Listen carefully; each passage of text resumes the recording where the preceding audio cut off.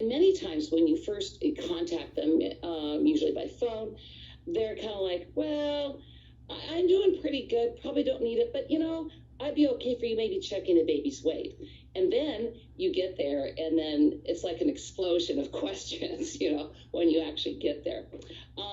The process of doing these home visits is kind of, you have to take it from a process of having a conversation with somebody, not an interview.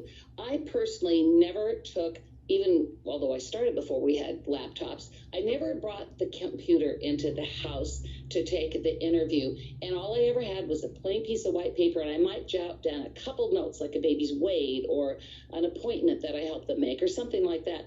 But nobody likes to see you taking lots of notes because you're trying to be very relationship, oriented with them. If you cannot connect with this person right in the beginning, you're kind of dead in the water. So making it a very easygoing thing. And even though there's very specific guidelines of subjects that you want to cover with the new parent, you always start with what it is the parent really most wants to hear about. Whether it's, is my baby gaining weight?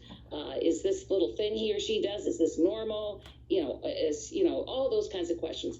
But you do sort of a bunch of assessment work, it's pretty quick, counseling to any sort of issues that they have, how to handle it.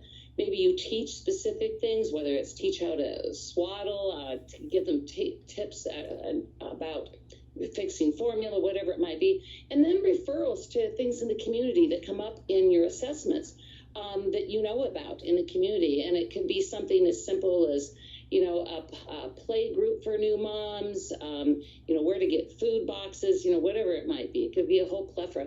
In fact, we were the ones in Multnomah County that started with what was then the precursor to 211, which is information and referral. And there's just gobs of things out in the community, but most people don't know they exist, and they're very helpful for.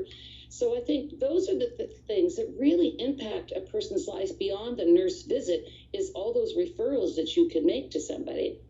So one thing that is very important to visit, and this kind of ties into how we make this financially justifiable, is how does the person know and how they will assess when their baby needs to be seen by a provider.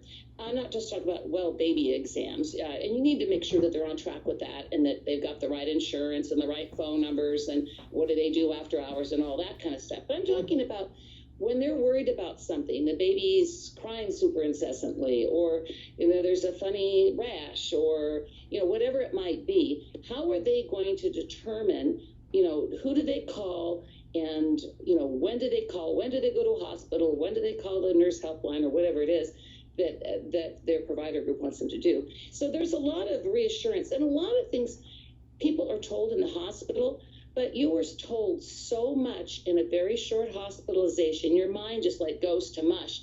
And people often say, yeah, I remember them saying something about that. But people can't contain that much information, especially when you've just given birth, all these people are coming in and out of your hospital room.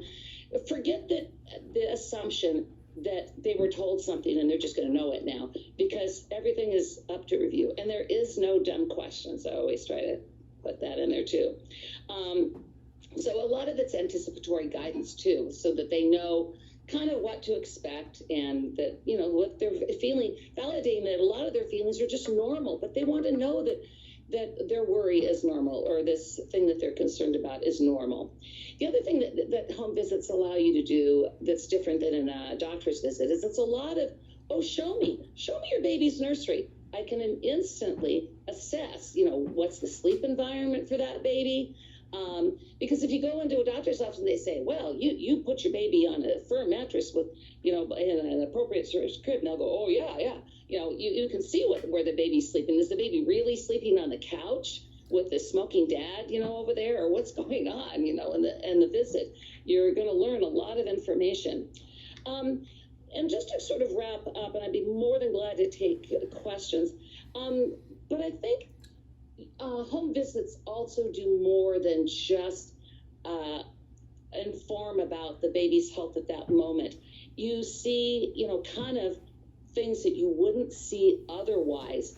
Like I can give you some examples from my practice. I'm there seeing a new baby, and I see the 2-year-old about to fall out of the bedroom window that's not latched, things like that, safety stuff like that. I remember one particular visit, I went to see a new mother, and it was a teen mother. It was just referred from a routine hospital visit.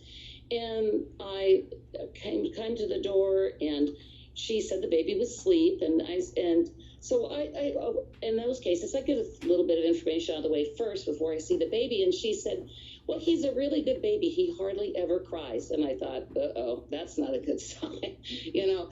And then she brings the baby out, and this baby's like really limp and flaccid. And I'm thinking, oh my God, there's something wrong with this baby.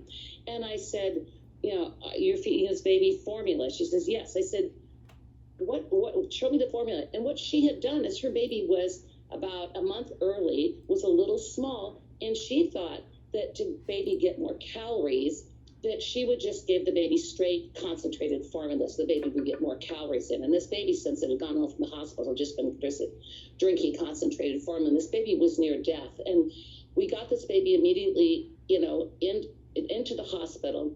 I went there with the mother, and the doctor that saw them in the emergency room said, you're lucky this nurse was here, because your baby would have probably been dead within the next hour. And I thought, well, I just paid for a whole lot of my salary.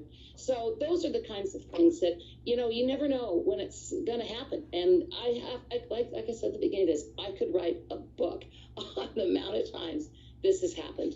So I'm a big fan of this program, and I'll be more than glad to take any questions.